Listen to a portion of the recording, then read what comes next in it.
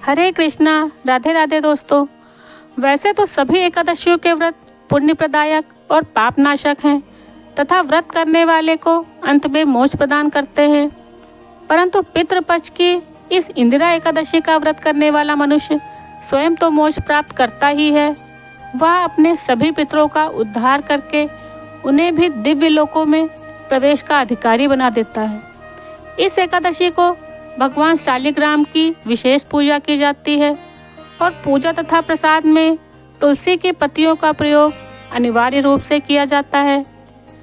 शालिग्राम भगवान भी विष्णु जी का ही एक रूप है, अतः पूजा और व्रत के सभी विधि विधान अन्य एकादशियों के समान ही होते हैं। इंदिरा एकादशी व्रत कथा। युधिष्ठिर बोले, हे भगवान, अब आप कृपा पूर्वक अश्विन मास की कृष्ण पक्ष की एकादशी की कथा को कहिए। इस एकादशी का क्या नाम है तथा इस एकादशी के व्रत करने से कौन कौन सा फल मिलता है, सो सब मुझे समझा कर कहिए। इस पर श्री कृष्ण भगवान बोले कि हे राजश्रेष्ठ, अश्विन मास की कृष्ण पक्ष की एकादशी का नाम इंदिरा है। इस एकादशी के व्रत करने से समस्त पाप नष्ट हो जाते हैं तथा नरक में गए हुए पितरों का उद्धार भी हो जाता है। हे राजन, इस एकादशी की कथा के सुनने मात्र से ही वाजपेय यज्ञ का फल मिलता है। प्राचीन सतयुग में महिष्मती नाम की नगरी में इंद्रसेन नाम का प्रतापी राजा राज्य करता था। एक समय जबकि राजा अपनी राज्य में सुखपूर्वक बैठे थे, महर्षि नारद आकाश मार्ग से उतरकर वहां आए। महर्षि नारद बोले कि हे राजन, आपके राज्य में सब कुशल तो है? मैं आपकी धर्मपरायणता देखकर अत्यंत प्रसन्न हूँ। तब राजा बोले, हे महर्षि, आपकी कृपा से मेरे राज्य में सब कुशल पूर्वक है। इस पर नारद जी बोले कि हे राजन, मुझे एक महान आश्चर्य हो रहा है कि एक समय जब मैं ब्रह्मलोक से यमलोक को गया था तो उस जगह यमराज की सभा के मध्य में मैंने आपके पिताजी को बैठा देखा था। आपके पिता महान ज्ञानी, दानी तथा धर्मात्मा थे। वह एकादशी के व्रत बिगड़ जाने से यमलोक को चले गए हैं।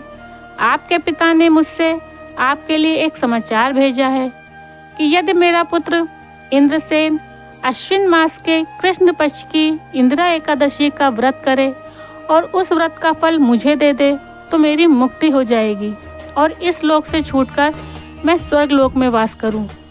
जब राजा ने महर्षि नारद जी से ऐसे वाक्यों को सुना तो उन्हें महान दुख हुआ और इंदिरा एकादशी के व्रत की विधि पूछने लगे कि हे नारद जी, अब आप मुझे इस एकादशी के व्रत की विधि बताइए। इस पर नारद जी बोले कि हे राजन, अश्विन मास के कृष्ण पक्ष की दशमी के दिन प्रातःकाल श्रद्धा सहित स्नान करने के बाद अपने पितरों का श्रद्धापूर्वक श्राद्ध करें और तर्पण करें। उसके बाद एकादशी के दिन प्रातःकाल स्नान करें और भक्तिपूर्वक व्रत को धारण करें और कहें कि आज मैं निराहार रहूंगा और समस्त भोगों को त्याग दूंगा और इसके पश्चात कल ही भोजन करूंगा। हे भगवान, आप मेरी रक्षा करने वाले हैं, आप मेरे व्रत को निभाइए। इस प्रकार आचरण करके दोपहर को शालिग्राम की मूर्ति का भोग लगाएं। भोजन में से कुछ हिस्सों को गौ को दें और विष्णु भगवान की धूप, दीप, नैवेद्य आदि से पूजा करें। रात्रि को जागरण करें। इसके उपरांत द्वादशी के दिन मौन होकर बंधु बांधवों सहित भोजन करें। हे राजन, यही इंदिरा एकादशी के व्रत की विधि है। हे राजन, यदि आप आलस्य रहित होकर इस एकादशी के व्रत को करते हैं तो आपके पिताजी अवश्य ही स्वर्ग को जाएंगे। महर्षि नारद राजा को जब उपदेश देकर अंतर्ध्यान हो गए तो राजा ने इंदिरा एकादशी के आने पर उसका विधि पूर्वक व्रत किया, व्रत का पालन किया और उसके अगले दिन बंधु बांधवों सहित इस व्रत को इसका पारण किया। इस व्रत को करने से आकाश से पुष्पों की वर्षा हुई और राजा के पिता यमलोक से गरुड़ पर चढ़कर स्वर्ग को गए। राजा इंद्रसेन भी एकादशी के व्रत के प्रभाव से इस लोक में सुख भोग कर अंत में स्वर्ग को गए। श्री कृष्ण भगवान कहने लगे कि हे धर्मराज युधिष्ठिर, यह मैंने तुम्हारे सामने इंदिरा एकादशी का महात्म वर्णन किया।